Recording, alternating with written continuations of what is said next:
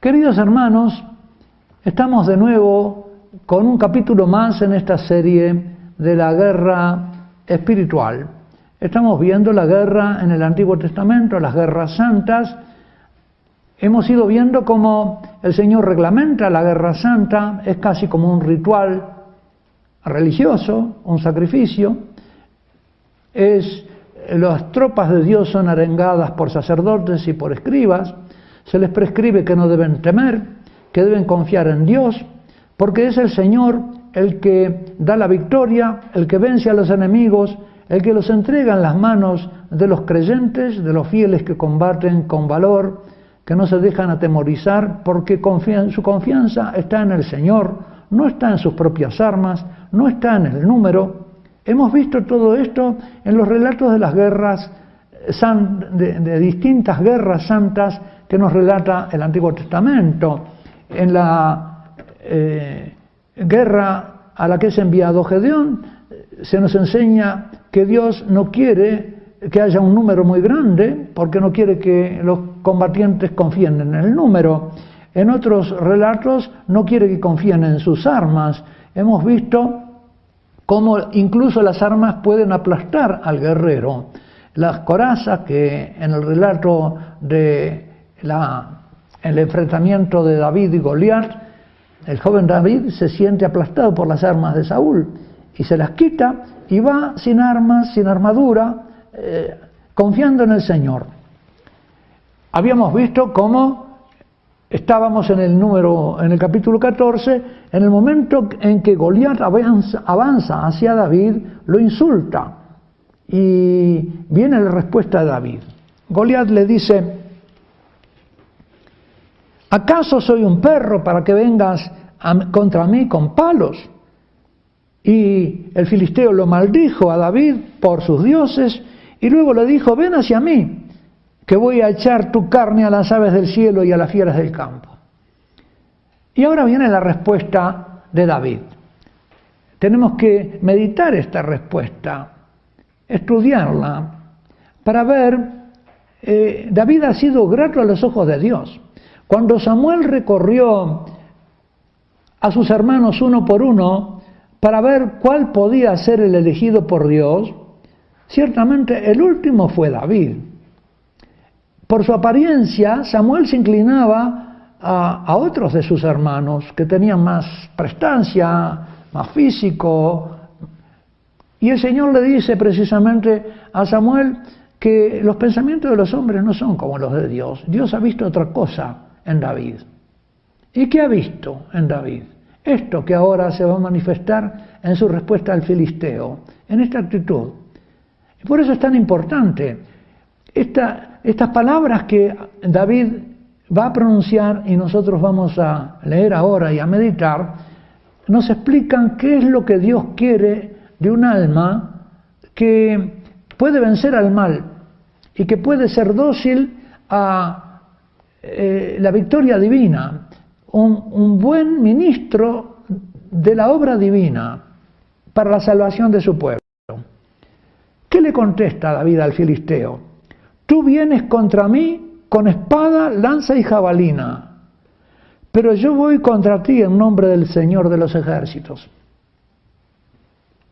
Queridos hermanos, los enemigos de la vida cristiana tienen medios enormes, no solo medios militares, medios de comunicación, periódicos, bibliotecas, universidades, profesores. ¿Cuántos atacan a la fe? ¿Cuántos atacan a la iglesia? Parece que sus armas son superiores y se sienten también agrandados frente a los medios que Cristo parece disponer en la iglesia. Incluso el Señor se complace en vencer a los campeones por mano de mujer. Así lo hace con el rey Císara, así lo hace con Holofernes por mano de Judith. La victoria de Dios precisamente se manifiesta mucho más, la victoria en la Guerra Santa, a través de estos personajes. Veamos entonces lo que dice David al filisteo. Sigamos. Tú vienes a mí confiando en los medios de guerra. Yo confío en el nombre del Señor de los ejércitos, que hace servir a las criaturas para sus fines. Y tú no me has desafiado a mí, has desafiado a ese Dios. Nuestro Señor Jesucristo, en el Evangelio según San Mateo, el capítulo 25, dice que lo que habéis hecho con uno de estos hermanitos míos más pequeños, conmigo lo habéis hecho. Y nuestro Señor Jesucristo dice también que el que a vosotros desprecia, a mí me desprecia, y el que me desprecia a mí, desprecia al que me envió. Acá Goliat está despreciando a David, y David le dice esta verdad: tú no me desprecias a mí, tú desprecias al Dios de los ejércitos que me envía a ti, en el cual yo confío. El Señor tiene previsto entregarte hoy mismo en mis manos. David no confía en su fuerza, pero confía en el Señor que se lo va a entregar. Te mataré y te cortaré la cabeza y entregaré hoy mismo los cadáveres del ejército filisteo a las aves del cielo, a las fieras de la tierra, para que sepa toda la tierra que Israel tiene un Dios. Es decir, la gloria de Dios se va a manifestar no solamente a los filisteos, sino a todas las naciones. Y toda esta asamblea sabrá que el Señor no salva por la espada o por la lanza, porque el combate depende del Señor y ha decidido entregaros en nuestras manos. Toda la confianza de David está puesta en el Señor. El filisteo se preparó, fue acercándose a David, y éste salió rápidamente de las filas al encuentro del filisteo.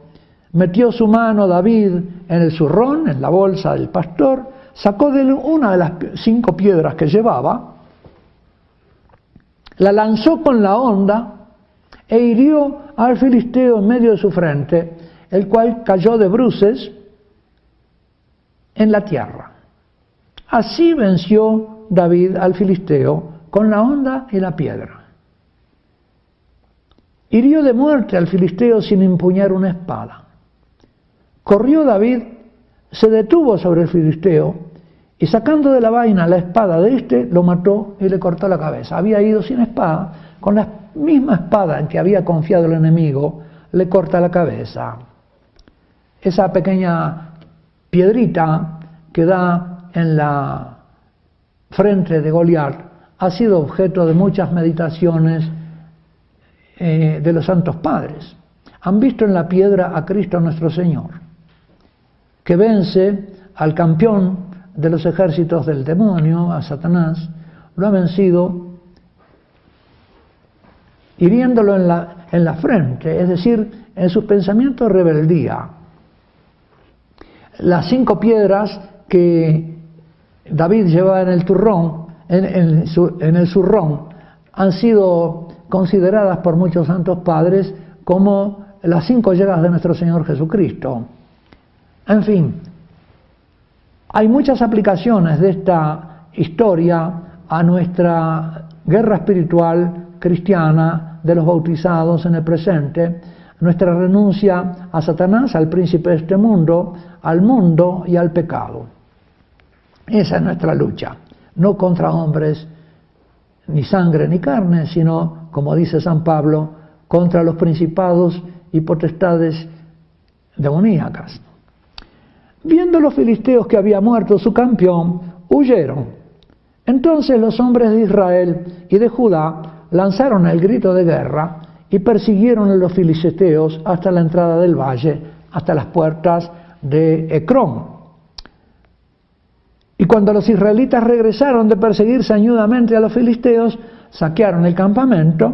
David tomó la cabeza del filisteo, la llevó a Jerusalén, pero sus armas las colocó en su tienda. Después de esta victoria, cuando llegan victoriosos de nuevo los judíos, salen las mujeres cantando y elogiando esta victoria, y en ese canto dicen: Saúl mató sus millares y David sus miríadas. Y al oír este canto, Saúl se llena de envidia, de tristeza contra David. Pero esa es ya otra historia. En los libros de los Macabeos tenemos también, queridos hermanos, ejemplos de esta guerra santa. Los Macabeos tuvieron que luchar contra los griegos, contra el imperio de los Ptolomeos, el imperio griego, y en muchas de sus guerras tuvieron también con Judas Macabeo, en el capítulo 3 del primer libro de los Macabeos, Judas ve venir un ejército muy grande. ¿Cómo podremos combatir siendo tan pocos con una multitud tan poderosa?, decían los hombres. Porque cuando se aproximaba a la subida de Bet Jorón, le salió al encuentro Judas con unos pocos hombres al ejército de los griegos. Y estos se preguntaban, ¿y ahora qué vamos a hacer? Somos pocos. Además estamos extenuados, no hemos comido en todo el día. ¿Y Judas qué le dice a sus hombres? Que era un puñadito contra un ejército bien armado. Es fácil que una multitud caiga en manos de unos pocos. Al cielo le da lo mismo, es decir, al cielo es un nombre respetuoso de Dios, ¿no? En vez de decir Dios al cielo, le da lo mismo salvar con muchos que con pocos. Judas Macabeo conoce la historia de Gedeón, sabe que lo que importa es la confianza en Dios de los poquitos y de los decididos. Al cielo le da lo mismo salvar con muchos que con pocos. Porque en la guerra no depende la victoria del número de soldados, sino de la fuerza que viene del cielo, es decir, la fuerza que viene de Dios. Ellos vienen contra nosotros rebosando insolencia y impiedad. Notemos el paralelismo que hay entre este relato de Judas Macabeo y el magisterio de David, porque la hazaña de David es una especie de magisterio que va recorriendo la historia de los fieles celosos por Dios, de los buenos creyentes. Vienen contra nosotros rebosando insolencia e impiedad, con intención de destruirnos a nosotros, a nuestras mujeres y a nuestros hijos, y hacerse con nuestros despojos. Nosotros, en cambio, combatimos por nuestras vidas y nuestras leyes. Él, el Señor, los quebrantará ante nosotros. No les temáis. Acá está de nuevo el mandato de no temer. No hay que tener miedo. La confianza, queridos hermanos. Hemos dicho en algún momento de estos capítulos que los brujos viven a costa del miedo de los fieles, de los creyentes, también de los no creyentes, pero de muchos fieles, de muchos creyentes, que tienen miedo y en lugar de confiar en el Señor y encomendarse a Él, poner su confianza en el Señor, rogarle y esperar, se van a consultar a adivinos. Y esto ya hemos visto, según la Escritura, según el Deuteronomio, que es algo que ofende terriblemente a Dios. En el capítulo 18 del libro del Deuteronomio se nos dice precisamente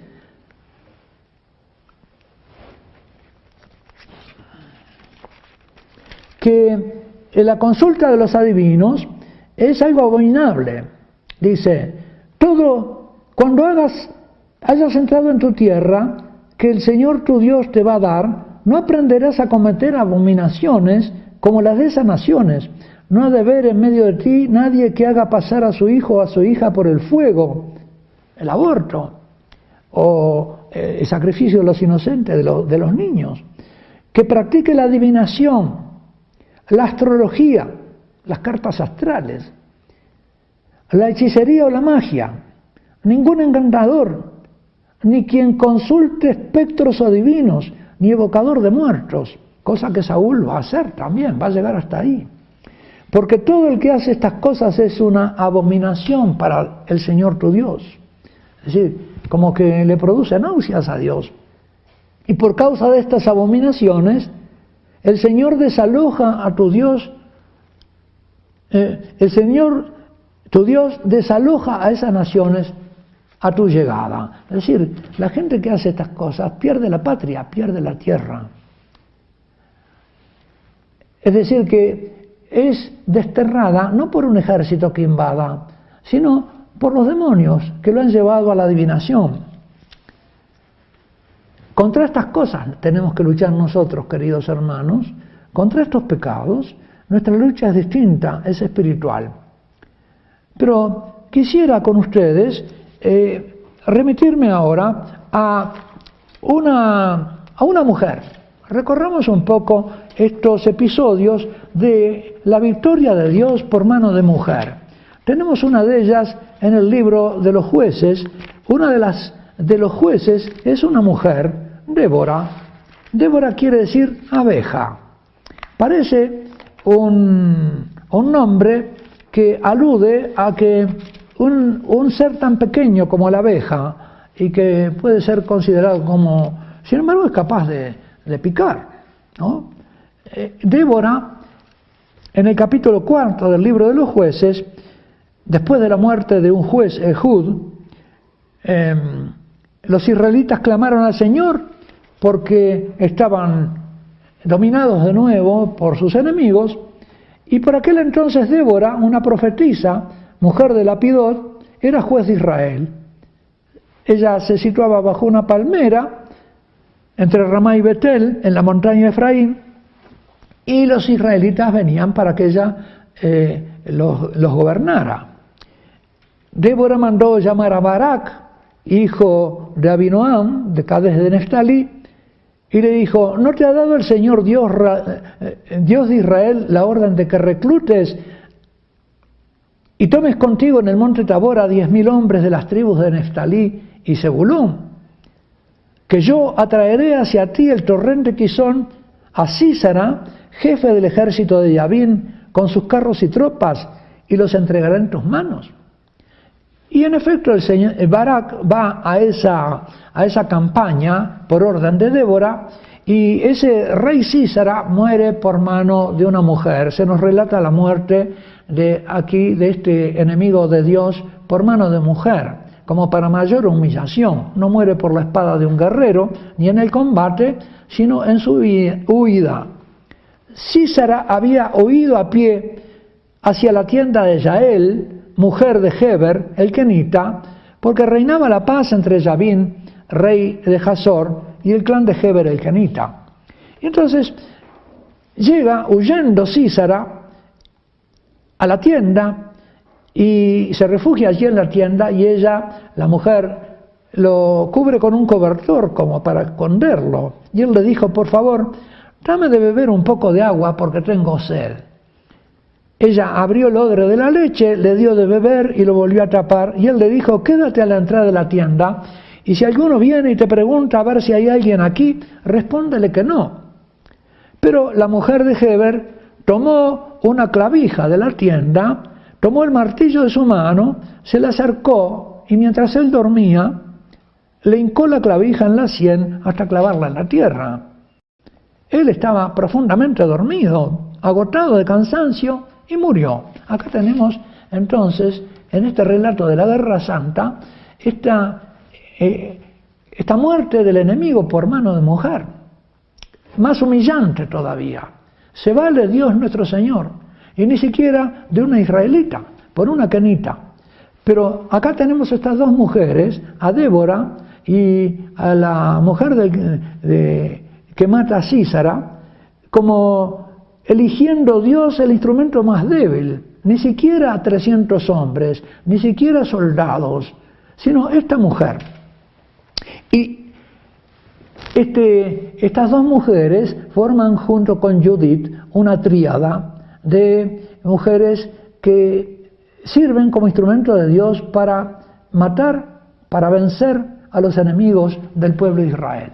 Ustedes recuerdan cómo Judith, y ya nos acercamos al fin de este capítulo, cómo Judith mató a Holofernes, al general de las fuerzas que sitiaban a los israelitas en aquella ciudad, cómo ella se vistió con sus mejores galas, era una viuda, y se dirigió al campamento del enemigo, como coqueteó con el rey, con el general Holofernes, engañándolo, y como en un momento, mientras él ebrio dormía su sueño de ebriedad, ella le cortó la cabeza y volvió a su pueblo habiéndolo liberado.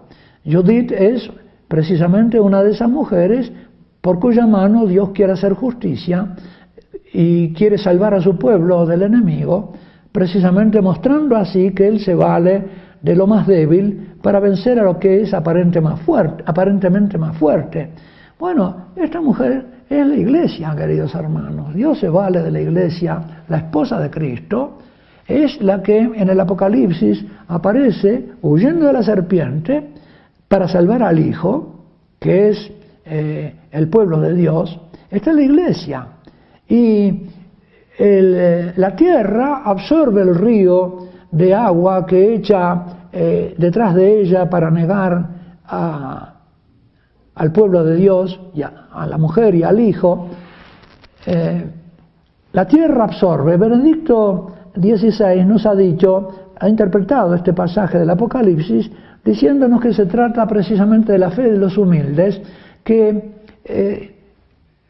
anula la fuerza de las ideologías opuestas a la fe y a la Iglesia Católica. Esas ideologías son como un río de agua que el demonio tira, echa, arroja para ahogar la fe en el mundo, y sin embargo la tierra absorbe esa agua y la mujer se salva y salva al Hijo. Esa es una aplicación que ha hecho Benedicto de estos temas de la Guerra Santa a la situación actual de la Iglesia en medio de las ideologías adversas. Queridos hermanos,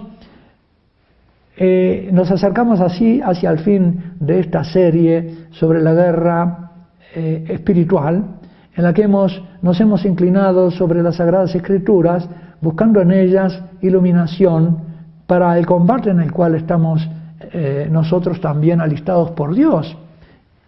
Quizá no tengamos tantos medios como el mundo tiene, pero nuestra confianza debe estar puesta en el Señor, como estaba la confianza de David puesta en Dios, como estaba la confianza de los macabeos puesta en el Señor, porque Él no vence ni con el número, ni con el poder de los medios de lucha, sino que vence con nuestra confianza, con nuestra fe. Como nos decía San Juan en su carta, ¿cuál es nuestra victoria que vence al mundo?